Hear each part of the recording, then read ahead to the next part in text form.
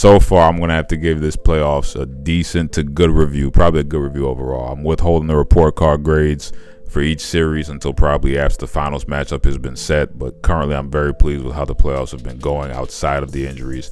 Now, of course, prayers for Tatum, prayers for Curry, prayers for all those guys who got injured, and hopefully they get healthy soon. But let's currently look at the topic of the video, the Knicks versus Pacers. Let's give both teams credit. Knicks handled business against the Celtics, came back 2 games in a row, and they beat defending champs in 6 games in Madison Square Garden in a boots to asses fashion. Excuse my French. I'm a Florida boy, but I have a lot of family in New York. I was actually in New York for the playoff series. I'm going to tell you right now, that city is dying for that chip. This is going to be, an interesting rematch from last year, considering that it's now for the Eastern Conference Finals. They went 7 games last year. Not all series that go 7 games are good. Last year was actually a pretty good series. Now, let me give proper credit to Indiana. The Pacers put absolute belt to ass with the Cavs. I don't want to hear anybody tell me about the Cleveland Cavaliers ever again. Shout out to Chris Jericho. I don't want to hear nothing about no Cavs ever again. Tyrese Halliburton, Mr. Overrated, Mr. Halliburton. That boy is showing why he is a force to be reckoned with in this league. That man is a great blueprint, specifically for someone like LaMelo Ball, what he could be in this league if he locks in with execution and stays healthy. Now, Halliburton and the Pacers, they play a brand of basketball that's pretty refreshing because they move. They move the damn ball. All right. When I watched them last year, I thought to myself, I was like, man, these Pacers, they're about 1 to 2 years and a dynamic wing away from making a finals run. But it looks like I was wrong. They're actually even closer, and they really didn't need to sign a dynamic wing like that.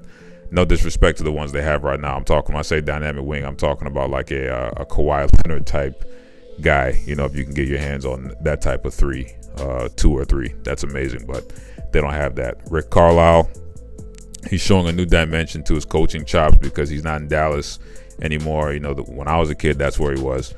The man used to work with Steve Nash, Jason Kidd, Dirk. Some really high IQ players, but especially Jason Kidd, Steve Nash. These were some top level guards running the offense, and he really knew how to get the most out of a point guard. Now, the Pacers don't run everything through Hallie, which is something I actually wish other teams would do. They keep the defenses honest. Andrew Nembhard, he's no punk. The man is not scared to play, and he'll take big shots. He'll drive aggressively. The Pacers in general, they're not punks. They bring that intensity every match, and it's not like a fake tough guy thing. I just see them kind of move with intention. Spicy P, he could still play. The man brings championship pedigree. Pascal, he's got a great handle, finishes decently. He can hit, from most spots on the court in catch and shoot situations. He can run the break well, in addition to that. Nesmith, he bends the corner pretty well when he drives, and he's a pretty athletic defender to put on any Knick. Wings or even on Brunson. The Pacers are good enough to win this series. Now let's quickly take a look at the Knicks. The Knickerbockers, they have a better roster top to bottom than the Pacers. Most people would probably take Cat over Miles Turner matchup wise. Most would probably take Bridges over Nesmith, OG Anunoby versus Spicy P. That's kind of a toss up. I would personally take Tyrese Halliburton over Jalen Brunson, but the Knicks, they have a pretty good dang roster. The Knicks, they have a level of grit that the Pacers are going to have to adjust to. The Pacers are riding a high energy wave right now. I'm sorry, not the Pacers.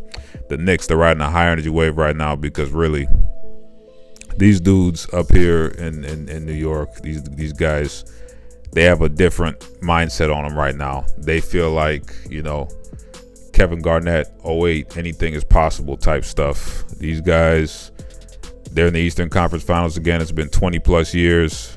They're going to be going, they're going to be playing the Pacers with some pretty high energy. They feel strong as hell. Now the Pacers, just news to the Knicks. I know they remember from last year, but these guys are not going to lay down.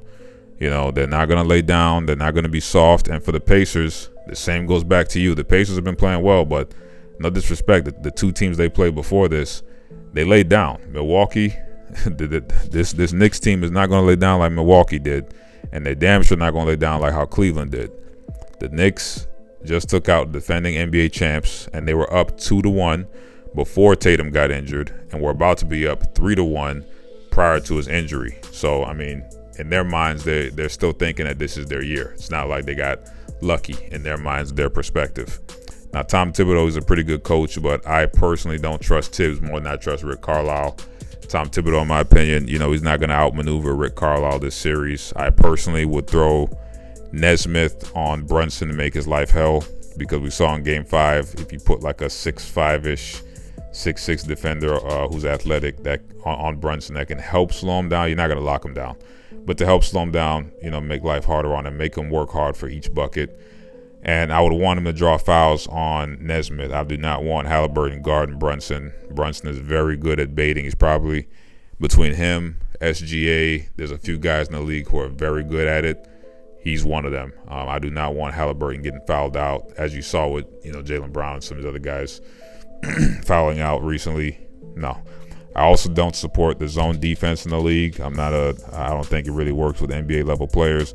Most players are going to shoot, or they can shoot really well, and they're probably going to bust that zone real quick. But the Knicks, they're a little bit different because they've kind of gotten cold at times. So you could maybe mix it up, throw some zones in there and switch back to man, when appropriate. But I'll probably mostly be running man. Now, if I'm the Knicks, I'm telling Karl Anthony Towns, you better get your big behind on the block and go to work. That man, he needs to create an inside-out game for us. If I was a Knicks guy, I'll be like, you need to create that inside-out game for us. And, you hit the occasional trailing three. That's the easiest three to hit. That's because Karl Anthony Towns could shoot. He could shoot.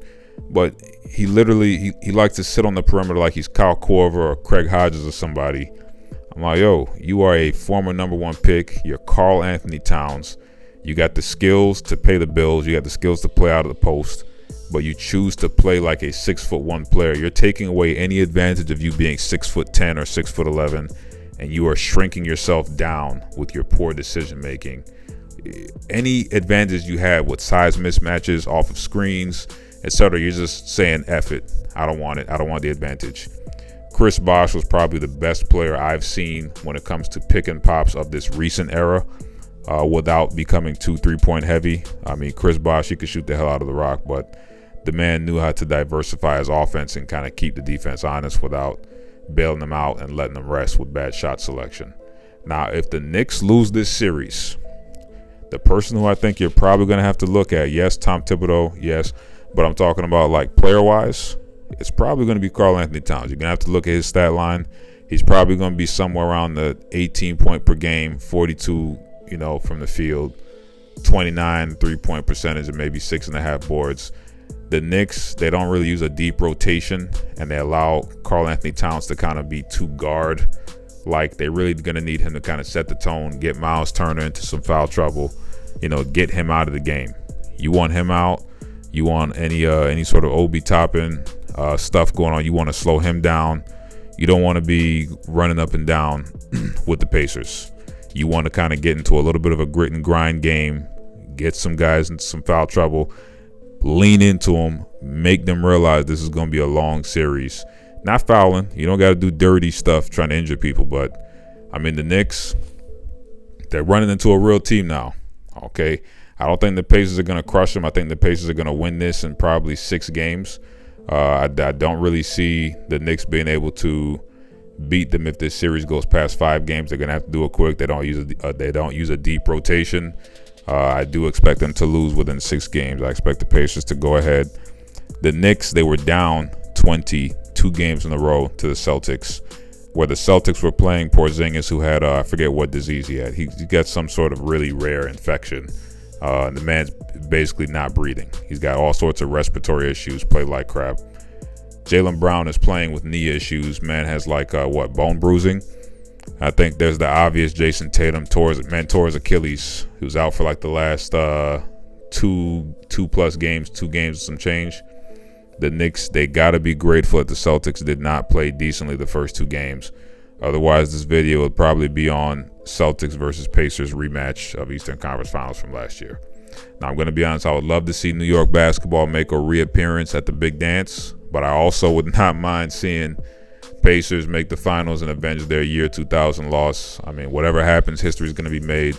I'll tell you what, Halliburton, he's really showing that, he could be a face. I'm not saying he's going to be the face. I'm saying he could be a face in the league, a Reggie Miller type of player where he knows how to piss people off. That man knows how to get under people's skin, but he's a very good player. He's a damn good player, very similar to Reggie Miller personality-wise in terms of very confident, know how to get under their skin, and especially the fact that he plays for the Pacers and knows how to work these Knicks.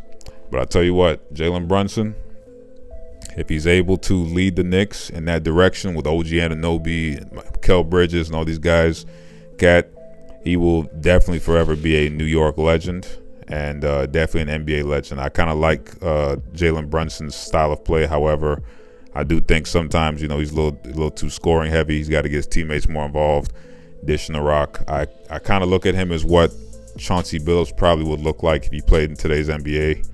That's probably who I would compare him to. Mr. Big Shot. I mean, Chauncey Billups that man was clutch. He knew how to play ball. He wasn't like the biggest name in the league, but those who watched, they knew what they were watching. Chauncey Billups was a bad boy. That's kind of how I look at Jalen Brunson. That's like this era's version of Mr. Big Shot. It's no disrespect. Each player is unique and different. I'm not saying they're carbon copies, but definitely Jalen Brunson he's earned his way to being, that clutch player of the year. I'm not even a big fan of the award. I think they got to stop doing 20,000 awards, kind of like participation trophies. But if you were going to give out an award for clutch player of the year, it's definitely him. Now, once again, we're going to see what happens. History will be made, and I think it's going to repeat itself. Somebody, if you're a Knicks fan, tell Spike to stay the hell out of the Garden, because you guys have been doing real well with that man not being at the games. And for the Pacers, handle business, get to the finals, and actually close the show this time.